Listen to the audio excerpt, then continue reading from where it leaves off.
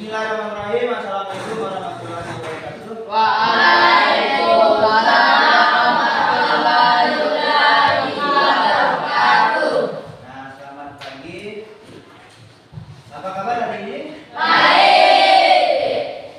Ada yang tidak hadir? Ada. Siapa?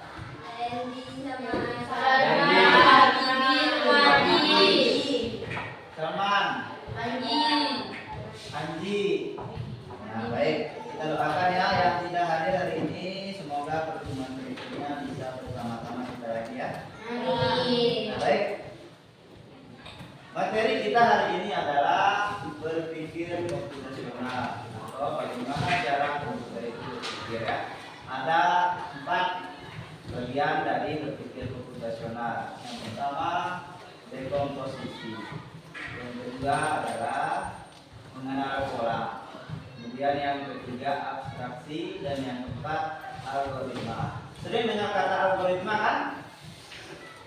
Pernah dengar kata algoritma? Nah, tapi hari ini pertemuan ini yang pertama kita pelajari adalah dekomposisi atau memecah suatu masalah menjadi bagian-bagian kecil ya. Nah, kalau kita ada masalah jangan langsung difonis bahwa itu ini tidak mungkin dipecahkan ya. Tapi mari kita pecahkan menjadi bagian-bagian yang kecil. Nah, sebelumnya coba saya tanya dulu, siapa yang pernah membantu ibunya membuat kue ulang tahun, terutama yang perempuan? Hafiz, ternyata pernah. Hafiz angkat tangan. Pernah. Nah, pernah. Nah, kalau membuat kue ulang tahun itu, apakah semua bahannya langsung dimasukkan ke oven? Tidak. Nah, tentu tidak kan? Nah, tentu ada langkah-langkahnya. Ada yang bisa menyebutkan langkah-langkah? Terutama yang pernah bantu ibu buat kue. Windy, pernah kan? Pertama, apa? Persiapkan dulu bahannya. Ya betul, telur kan bahannya kue telur ya. Siapkan bahan. Setelah bahannya disiapkan, baru dicampur adonannya. Setelah dicampur adonannya baru ya dicampur jadi adonan. Setelah jadi adonan, terus dimasukkan ke Oven. dimasukkan ke Oven. dan langsung dimasukkan ke mulut ya. Masukkan ke oven ya. Nah, setelah masuk ke oven, nah, keluar dari oven lalu dihias, dikasih krim, disusun ya. Nah, sepertilah cara berpikir dekomposisi ya. Kita kerjakan langkah demi langkah. Nah, atau adakah yang pernah berpikir bagaimana kita membuat game? Nah, yang sering main game, Mobile Legends, pernahkah kalian berpikir bagaimana game ini dibuat? Nah, coba kira-kira bagaimana langkah-langkah membuatnya? Kira-kira bagaimana langkah-langkah membuatnya? Yang membuat bukan download. Seandainya kalian membuat game, langkah yang pertama tentu mendesain tampilannya dulu kan? Nah, ada tampilan, ya sih? Ada tampilannya, kita bikin tampilannya semenarik mungkin, ya. Setelah jadi tampilan, apa lagi? Desain ya, desain tampilan. Yang kedua, jelas kita bikin aturan mainnya. Ya, kan harus ada aturannya kan? Mungkin permainan tidak ada aturannya. Apa lagi kira-kira setelah ada aturan main apa lagi? Kira-kira? Sensitivitas. Nah, kan game itu ada skor kan? Ada skor, ada level. Bikin skor dan level. Nah, hampir selesai nih. Yang keempat apa? Kecepatan, Pak. Ya, itu level. Ya. Semua setelah ada tampilan, ada aturan mainnya, ada skor, ada level. Kira-kira mana yang belum tidak ada ini? Ya. Nama game.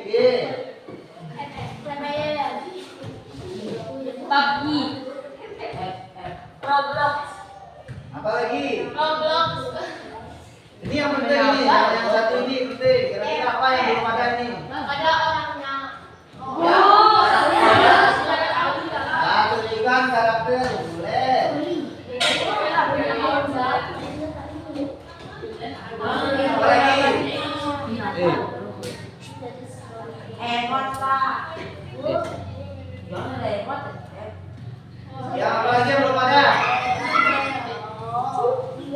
Berarti kalau sudah ada sampai sini berarti game ini akan ini itu masuk ke tampilan ya. Berarti game ini akan bisu nanti. Belum ada suara. Ya kan? Belum ada suara. Kalau sudah ada suara berarti bisu nanti gamenya. Berarti yang kita masukkan adalah suara dan efeknya ya. Pengaturan bahasa apa? Nah, setelah semuanya ini komplit, maka yang terakhirnya adalah apa? Ya, senjata masuk ke karakter ya. Setelah semuanya komplit baru terakhir kita mengujinya ya. Tentu kita harus menguji. Setelah semuanya komplit, tentu terakhir itu kita uji kan?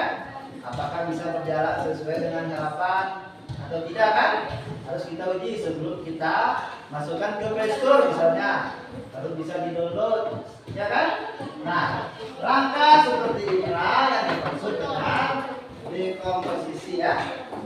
Nah, kalau kita kerjakan sendiri-sendiri, misalnya kita yang menulis, kita yang mengatur aturannya, kita yang membuat karakter, kita sendiri yang membuat suara, tentu kita tidak bisa kan?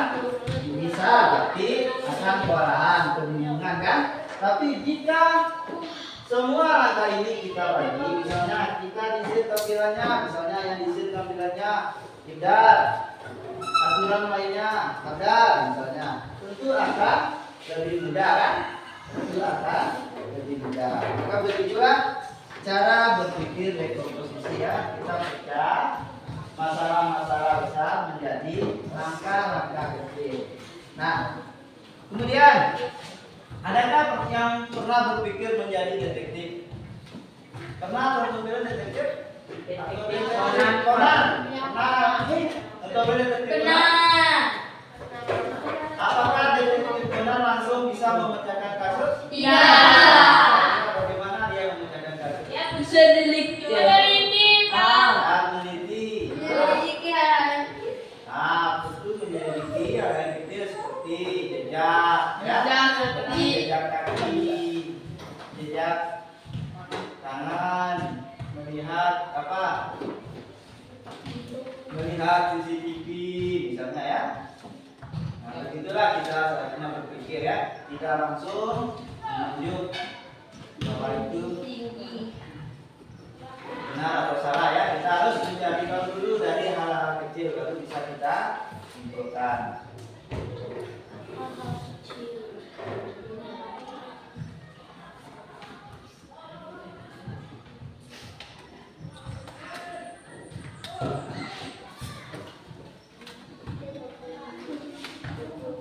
Nah, jadi dekomposisi itu artinya adalah memecah masalah besar menjadi bagian kecil agar lebih mudah dipahami dan dikerjakannya. Itulah cara berpikir dekomposisi.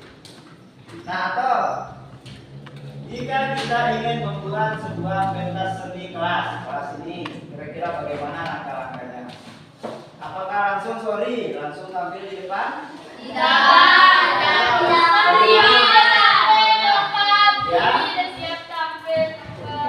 pilih siapa yang menampilnya terus. Ya. Latihan terus. Latihan apa yang kita tampilkan. Terus sebenarnya yang pertama itu kita tentukan dulu temanya kan? Temanya apa? Ya. Misalnya Aku belajar. temanya kemerdekaan, tentu yang menyangkut tentang kemerdekaan kan? Nah, setelah itu apa lagi? Mengatur jadwal kan?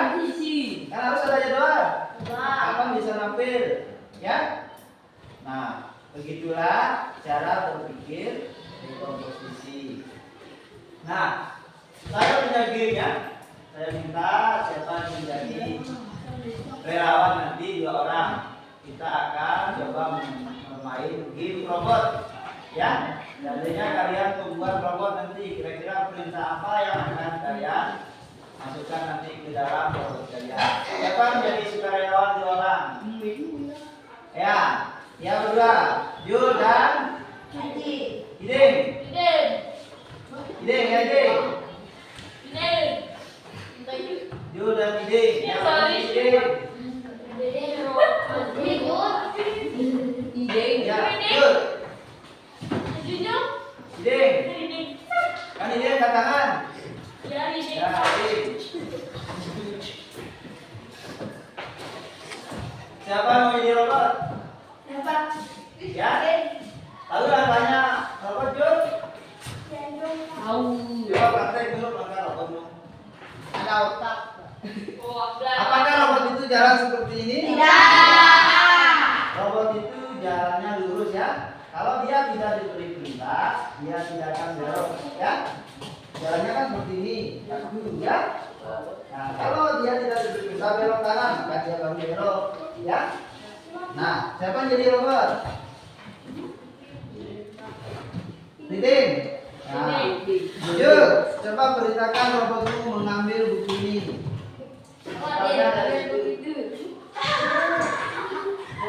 Kira-kira bagaimana perintahnya?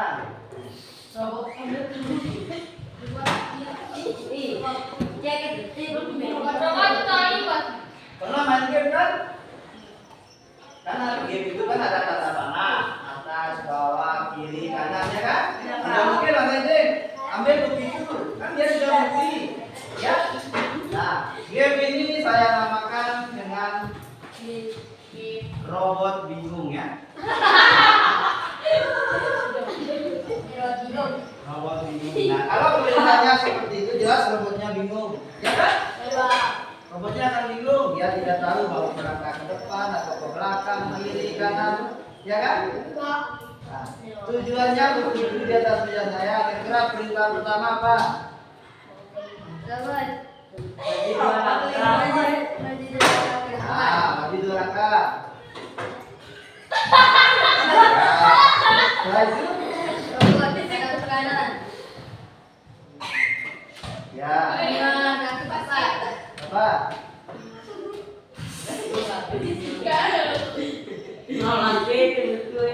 Kan belum diperintah kok robot.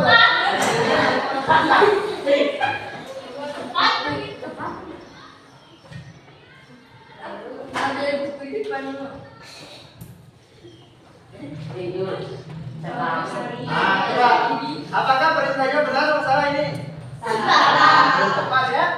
Perintahnya belum tepat, kan suruh mati ke depan belum disuruh agar buku robotnya sudah begitu. Berarti robotnya betul-betul bingung. Nah, sekarang gantian. Ya. Nah, coba Lili kamu bisa robot. Ya. Robot maju 2 langkah. Nah, itu. Terus Belok kanan. Maju 5 langkah. maka ya terus Robot hadap kanan. ya. Robot ambil buku.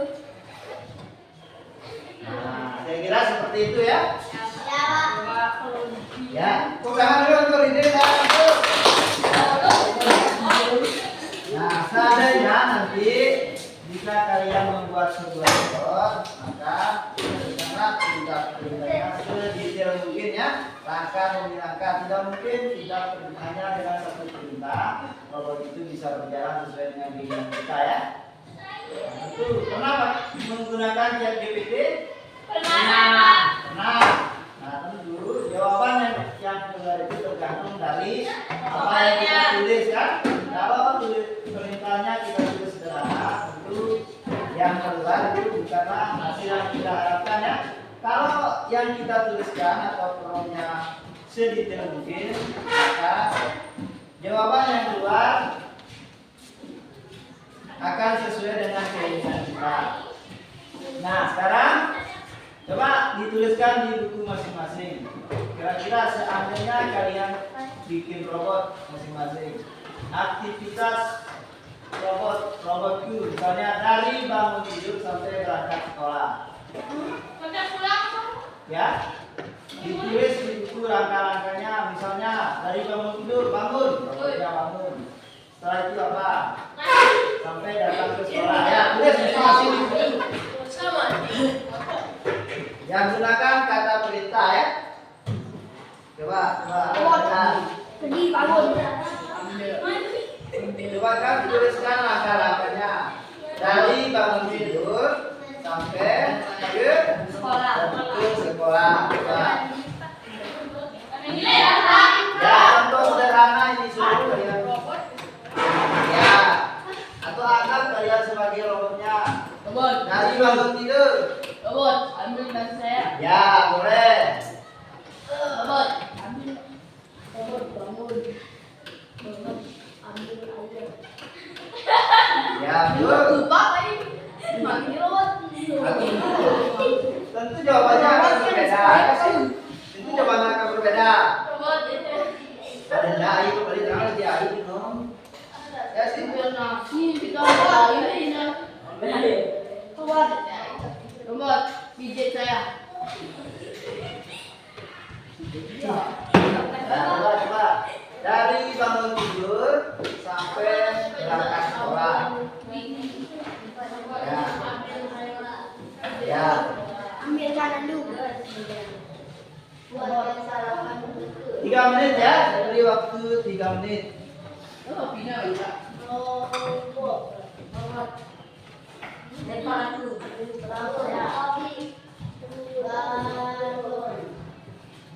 Buat bangunkan saya. Bisa. Robot, Ambilkan sarapan itu. robot, ambil pijitan saya.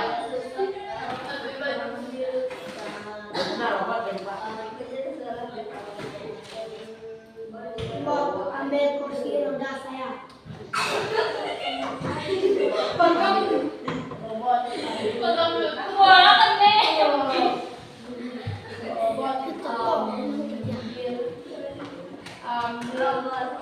Robot, ambilkan uang. Kunci motor. robot bangun saya. Apa? Robot bangun. Ya, sampai tiba di sekolah. Kira-kira apa berita yang kalian suruh? Robot, naik dari. Robot bangun saya. Sehingga dia bisa sampai ke sekolah. Robot saya pergi Nah, kegiatan ini secara sederhana ya. Robot ambil tas saya. Robot, ambil tas saya. Robot, robot Ambilkan air. Robot, ambilkan. Air.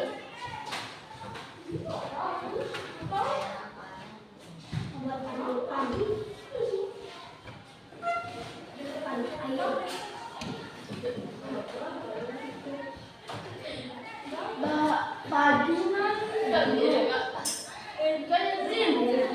Sudah? Orang kipul bina buat aduh robot ambil celana saya, robot ambil baju saya, dia Ada yang sudah selesai? tanya yang timbul kan mereka. Robot, ambilkan saya air untuk saya mandi cepat. Kalau tidak, saya akan siram. Maksudnya itu bukan robotnya disuruh ambilkan air. Pelakunya itu robot, subjeknya robot ya, anggap kalian sebagai robot.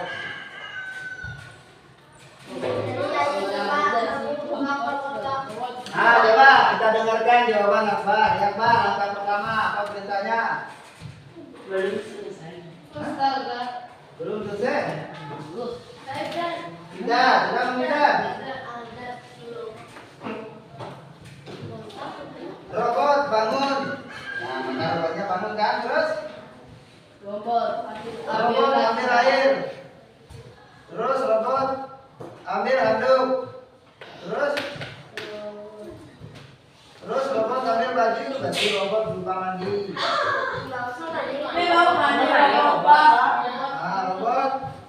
ambil baju. Maksudnya itu. Ya.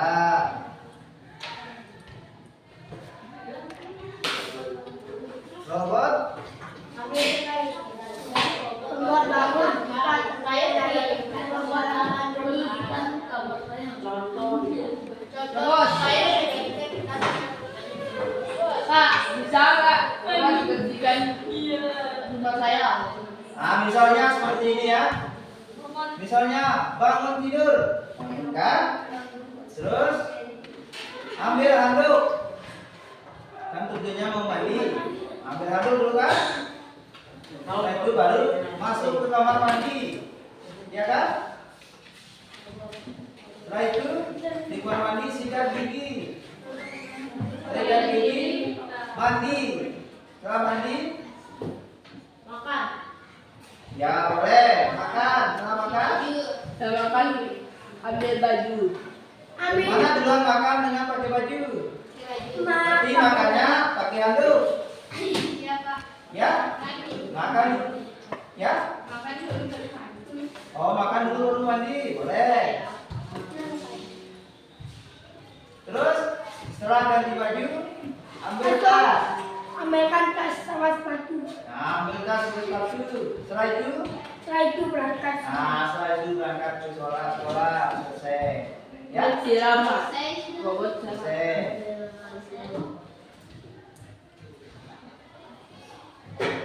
Ada yang mau bacakan satu? Kibal. Sorry, sudah?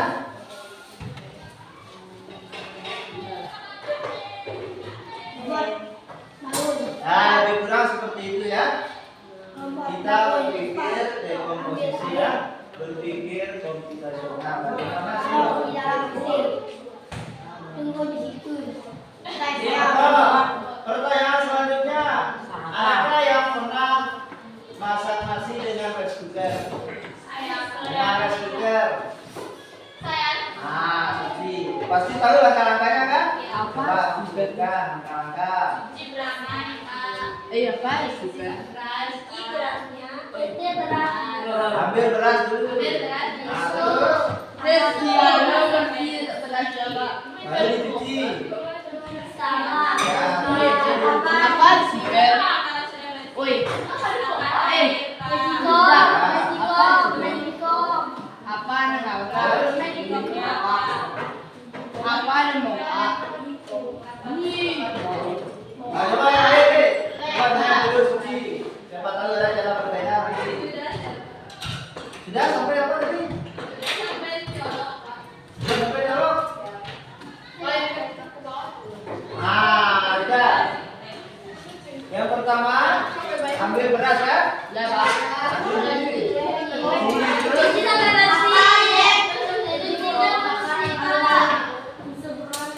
masukkan air. Terus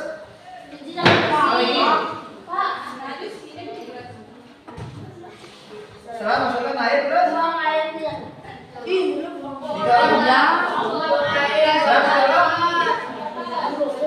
coba Ismi. Coba Ismi. Masak nasi di rice cooker. Ini sederhana. Ambil beras, terus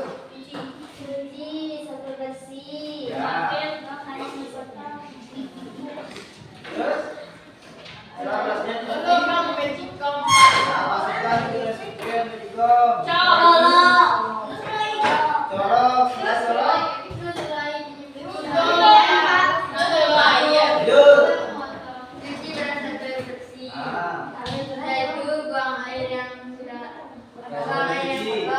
Ya.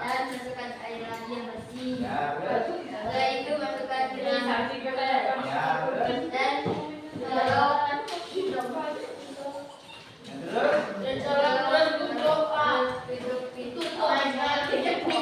Tutup pintu.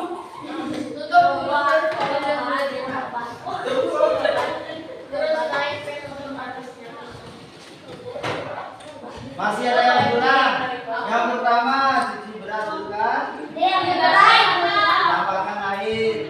Kemudian masukkan ke rice cooker. Colok rice cooker kan. Setelah itu, nah betul, turunkan Ya, kalau udah ditentukan akan masak nasinya, ya kan?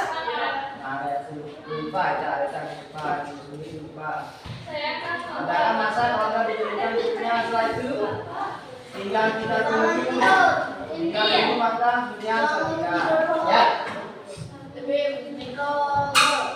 Nah, lebih kurang seperti itu ya. Nah, baik, mari kita simpulkan bahwa dekomposisi itu adalah kita berpikir bagaimana kita memecahkan masalah-masalah itu menjadi rangka-rangka yang kecil ya, supaya lebih mudah kita pecahkan. Dengan dekomposisi kita lebih mudah berpikir ya, lebih teratur dan lebih cepat menemukan solusi dari permasalahan kita ya. Nah, dan dekomposisi ini bisa kita gunakan di mana saja. Contoh setelahnya tadi memasak nasi, menyiapkan kue ulang tahun, jadwal pesta dan sebagainya ya. Dan ternyata faktanya adalah dengan berpikir komputasional, terutama dekomposisi banyak diterapkan oleh ilmuwan-ilmuwan di luar ya, seperti arsitek, seperti koki dan sebagainya ya. Jadi mereka berpikir itu memecah rangka-rangkanya untuk mendapat solusi yang mereka inginkan ya. Nah, mungkin sampai di sini ya. Mungkin sampai di sini, nanti kita lanjutkan di pertemuan berikutnya dengan berpikir komputasional yang kedua ya. Yaitu apa tadi? Robot. Mengenal robot. Nah, baik. Kita akhiri wabillahi taufiq wal hidayah.